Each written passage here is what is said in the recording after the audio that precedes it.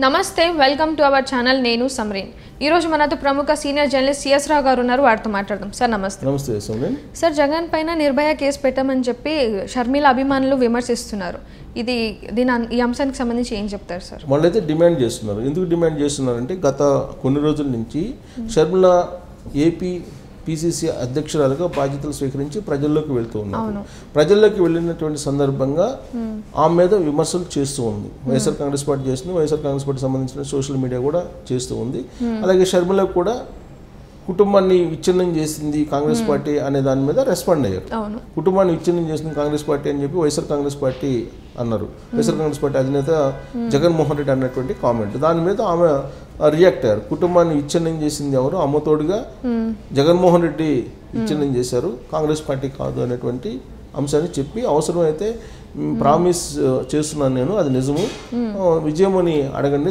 తన తల్లి విజయమ్మని అడగండి నిజమేందో చెప్తారని చెప్పేసి అన్నారు ఈ నేపథ్యంలో అటు కాంగ్రెస్ పార్టీకి ఇటు వైఎస్ఆర్ కాంగ్రెస్ పార్టీకి ఇప్పుడు టగ్ ఆఫ్ వార్ నడుస్తుంది ఆ క్రమంలో వైఎస్ఆర్ కాంగ్రెస్ పార్టీ సానుభూతి మీడియా లేదంటే YSR Congress party own media కొంతమందిని ప్రవేశపెట్టింది వాళ్ళల్లో ఒక షర్మిలకు సంబంధించినటువంటి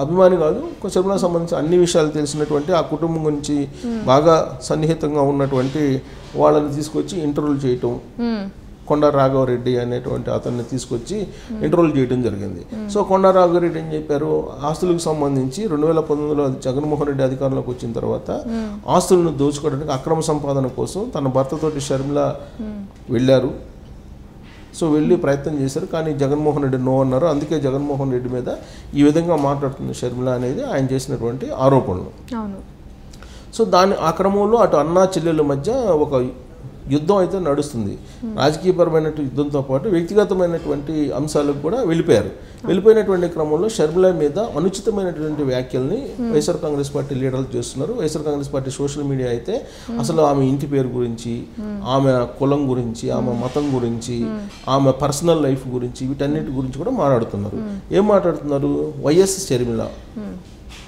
షర్మిలారెడ్డి ఆమె పేరు సో ఆమె అసలు రెడ్డి కాదు షర్మిలా శాస్త్రి అని కొంతమంది అసలు ఆమె ఇంటి పేరు వైఎస్ కాదు వైఎస్ కాకుండా ఆమె పేరు మురుసుపల్లి షర్మిలా శాస్త్రి అని చెప్పి ఆల్రెడీ సోషల్ మీడియాలో ఇప్పుడు గూగుల్లో కూడా మురుసుపల్లి షర్మిలా శాస్త్రి అని పెట్టారు ఇంతకుముందు గూగుల్లో కొడితే కనుక వైఎస్ షర్మిలారెడ్డి అని వచ్చేది సో ఇప్పుడు మురుసుపల్లి షర్మిలా శాస్త్రి అని చెప్పి వస్తుంది సో అంటే తన భర్త బ్రదర్ అనిల్ బ్రాహ్మణ సామాజిక వర్గం అందుకని చెప్పి షర్మిలా శాస్త్రి అని చెప్పి వాళ్ళు సోషల్ మీడియాలో ట్రోల్ చేస్తున్నారు సో మురుసుపల్లి వాళ్ళ ఇంటి పేరు ఎవరు బ్రదర్ అనిల్ ఇంటి పేరు మురుసుపల్లి కాబట్టి అందుకని మురుసుపల్లి షర్మిలా శాస్త్రి వైఎస్ షర్మిలారెడ్డి కాదు వైఎస్ ఫ్యామిలీకి సంబంధం లేదు అని అసలు ఆ రక్తం పంచుకొని పుట్టినటువంటి వాళ్ళైతే ఈ విధంగా అన్న మీద విమర్శలు చేయరు అసలు ఆమె బిడ్డే కాదు అసలు ఆమె కూతురే కాదు వయసు కూతురే కాదు అనే యాంగిల్లో రకరకాలుగా ట్రోల్ చేస్తూ ఆమె ప్రైవేటు లైఫ్ ఏదో ఉందని చెప్పి ఒక క్రియేట్ చేస్తున్నారు కొన్ని ప్రభాస్ తోటి కూడినటువంటి ఫోటోలని కొన్ని సోషల్ మీడియాలో వైరల్ చేయటం ప్రభాస్కి షర్మిలకి ఏదో రిలేషన్ ఉందని చెప్పి గాసిప్స్ క్రియేట్ చేయటం ఇవన్నీ చేస్తున్నారు ఇవన్నీ చేస్తున్నటువంటి క్రమంలో ఆమె వ్యక్తిగతమైనటువంటి జీవితంలోకి వెళ్ళిపోయి వ్యక్తిత్వ హననం చేస్తున్నారు సో ఇప్పుడు నిర్భయ చట్టం ప్రకారం వ్యక్తిత్వ హననం చేసినటువంటి వాళ్ళ మీద నేరం మోపచ్చు సో నేరం మోపచ్చు అలాగే నిర్భయ యాక్ట్ని కూడా నిర్భయ చట్టం ప్రకారం కేసులు కూడా పెట్టచ్చు వాస్తవంగా మహిళలకు సంబంధించి ఒక నిర్భయ యాక్ట్ని తీసుకొచ్చాడు జగన్మోహన్ రెడ్డి ముఖ్యమంత్రి అయిన తర్వాత నా చెల్లెమ్మలు నా అక్కలకి ఏమాత్రం అన్యాయం జరిగినా లేదంటే అపాయం ఏర్పడినా హాని ఏర్పడినా ఇమీడియట్గా ఒక కాల్ చేస్తే మీరు టోల్ ఫ్రీ నెంబర్ ఇచ్చి కాల్ చేస్తే మీ అన్న జగన్మోహన్ రెడ్డి వెంటనే కొన్ని క్షణాల్లో మీ ఎదురుగా ఉంటారు అందుకే నేను నిర్భయ చట్టాన్ని తీసుకొచ్చానని చెప్పి ఆయన చెప్పారు నిర్భయ చట్టాన్ని తీసుకొచ్చారు సో తీసుకొచ్చి ఆ నిర్భయ చట్టానికి చట్టం చేయాలని చెప్పి ప్రయత్నం చేశారు సో కేంద్ర ప్రభుత్వం అనుమతి కావాలి అది లీగల్గా అది నడుస్తుంది సో కానీ ఆయన తీసుకొచ్చినటువంటి చట్టం ప్రకారం అయితే షర్మిల మీద ఏవైతే ఆరోపణలు చేస్తున్నారో వ్యక్తిత్వ హననం చేస్తున్నారో ఆ చట్టం వర్తిస్తుంది ఆయన తీసుకొచ్చిన చట్టం ప్రకారమే ఆయన మీదే వర్తిస్తుంది ఇప్పుడు ఎందుకు ఆయన కామెంట్లు చేస్తున్నారు ఆయన కామెంట్లు పరుషంగా చేయకపోయినప్పటికీ కూడా ఆయన అభిమానులు ఆయన పార్టీలో ఉండేటువంటి వాళ్ళు చేస్తున్నారంటే ఖచ్చితంగా ఆయన ఇచ్చినటువంటి డైరెక్షన్ మేరకే చేస్తున్నారు అనేది భావించాల్సి ఉంటుంది. సో కాబట్టి ఇప్పుడు వైఎస్ఆర్ కాంగ్రెస్ పార్టీ యొక్క సోషల్ మీడియా ఎవరిది? సజ్జల రామకృష్ణారెడ్డి వాళ్ళ నడుపుతూ ఉన్నారు. సో సజ్జల రామకృష్ణ వాళ్ళు నడుపుతున్నారు కాబట్టి వాళ్ళ ఆధ్వర్యంలోనే ఈ పోస్టులన్నీ రావాలి, వస్తూ ఉంటాయి. అలాగే ఆమె మ్యారేజెస్ ఫస్ట్ ఎవరిని చేసుకుంది, ఆ తర్వాత ఎవరిని చేసుకుంది, ఆ తర్వాత ఎవరితోటి ఆమె రిలేషన్స్ మెయింటైన్ చేసి ఇవన్నీ కూడా రకరకాలుగా చేస్తూ కొన్ని న్యూడ్ ఫోటోలు కూడా రిలీజ్ చేయడం జరిగింది. సో వీటన్నిటిని బేస్ చేసుకొని కేసు ఫైల్ చేయాలి అని చెప్పేసి షర్మిల అభిమానులు ఆల్రెడీ రంగం సిద్ధం చేసుకున్నారు. ఫస్ట్ ఎవరికి కంప్లైంట్ చేయాలి, అక్కడ ఉన్నటువంటి మహిళా చైర్పర్సన్ కంప్లైంట్ చేయాలి అనేటువంటి ఒక ఆలోచన చేస్తున్నారు, లేదా నేరుగా పోలీసులకే కంప్లైంట్ చేయాలా అనేది కూడా ఆలోచిస్తున్నారు. ఒకవేళ పోలీసులకు కంప్లైంట్ చేస్తే నిర్భయ చట్టం కింద ఆ కంప్లైంట్ని తీసుకోవాల్సి వస్తుంది. నిర్భయ చట్టాన్ని పెట్టాలి. ఎవరి మీద పెట్టాలి? ముఖ్యమంత్రి జగన్మోహన్ రెడ్డి మీద పెట్టాలి. ఎందుకంటే ఆయన చెల్లెల మీద కామెంట్ చేశారు. ఆ తర్వాత మొత్తం సోషల్ మీడియా అంతా ఆమె మీద వ్యక్తిత్వ హననం చేస్తూ రకరకాల కామెంట్లు చేస్తూ ఉన్నారు. రకరకాల రిలేషన్స్ని అంటగడుతూ గాసిప్స్ని క్రియేట్ చేస్తూ రకరకాలుగా ఆమెని ట్రోల్ చేస్తూ ఉన్నటువంటి పరిస్థితి మనం చూస్తున్నాం. సో గతంలో తెలుగుదేశం పార్టీ ఈ విధమైనటువంటి ట్రోల్స్ చేసిందని చెప్పి వైఎస్ఆర్ కాంగ్రెస్ పార్టీ కేసులు పెట్టింది. కొంతమందిని ఆ రోజున తెలుగుదేశం పార్టీకి సంబంధించినటువంటి వాళ్ళని అక్కడ ఉన్నటువంటి ఏపీసీఐడి అదుపులోకి తీసుకుని విచారణ కూడా చేపట్టింది. సో అలాంటి వైఎస్ఆర్ కాంగ్రెస్ పార్టీ ఇప్పుడు అధికారంలో ఉంది. అధికారంలో ఉన్నప్పుడు ఇప్పుడు షర్మిల మీద ఇలాంటి కామెంట్లు చేస్తున్నప్పుడు పార్టీలకు అతీతంగా ఈ నిర్భయ చట్టాన్ని అమలు చేయాలి.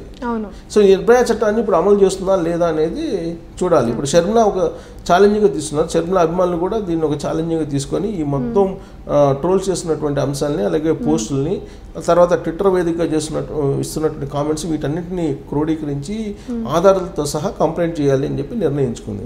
అయితే అక్కడ మహిళా చైర్పర్సన్ ఉన్నారు. మహిళా చైర్పర్సన్ వాసిరెడ్డి పద్మ. సో అక్కడ మహిళా చైర్పర్సన్ ఇలాంటి కామెంట్లు మహిళా చైర్పర్సన్ చేయాల్సిన పని ఏంటంటే ఇలాంటి కామెంట్లు జరిగినప్పుడు, వ్యక్తిత్వ హననం జరుగుతున్నప్పుడు మహిళల మీద ఇమీడియట్గా సుమోటోగా కేసు తీసుకొని నోటీసులు పంపించాలి. గతంలో చేశారు. గతంలో తెలుగుదేశం పార్టీకి సంబంధించినటువంటి లీడర్ల మీద సుమోటోగా తీసుకొని మహిళా చైర్పర్సన్ విచారణ కూడా చేపట్టింది. కానీ అలాంటిది ఇప్పుడు కూడా సుమోటోగా తీసుకొని మహిళా చైర్పర్సన్ వాసిరెడ్డి పద్మ డెఫినెట్గా నోటీసులు జారీ చేయాల్సినటువంటి అవసరం ఉంది. ఎవరైతే పోస్టులు పెట్టారో వాళ్ళని కట్టడి చేయాల్సిన అవసరం ఉంది. లేదంటే మొత్తానికి సూత్రధారిగా ఉన్నటువంటి జగన్మోహన్ రెడ్డి మీద ఈ నోటీసులు జారీ చేయాలి. సరే, జగన్మోహన్ రెడ్డి మీద నోటీసులు జారీ చేసే సాహసం మహిళా చైర్పర్సన్ చేయదు అనుకున్నాం కోసేపు. ఎందుకంటే జగన్మోహన్ రెడ్డి అపాయింట్ చేసినటువంటి చైర్పర్సనే కదా ఆవిడ. సో అలా చేయడానికి సాహసించకపోవచ్చు. అట్లీస్ట్ సోషల్ మీడియాలో పోస్టులు పెడుతున్నటువంటి వాళ్ళని, వ్యక్తిత్వ హననం చేస్తున్నటువంటి వాళ్ళని, పర్సనాలిటీ డ్యామేజ్ చేస్తున్నటువంటి వాళ్ళ మీద ఖచ్చితంగా చర్యలు తీసుకోవాల్సినటువంటి బాధ్యత అక్కడ ఉండేటువంటి మహిళా చైర్పర్సన్ మీద ఉంది. మహిళా కమిషన్ మీద ఉంది.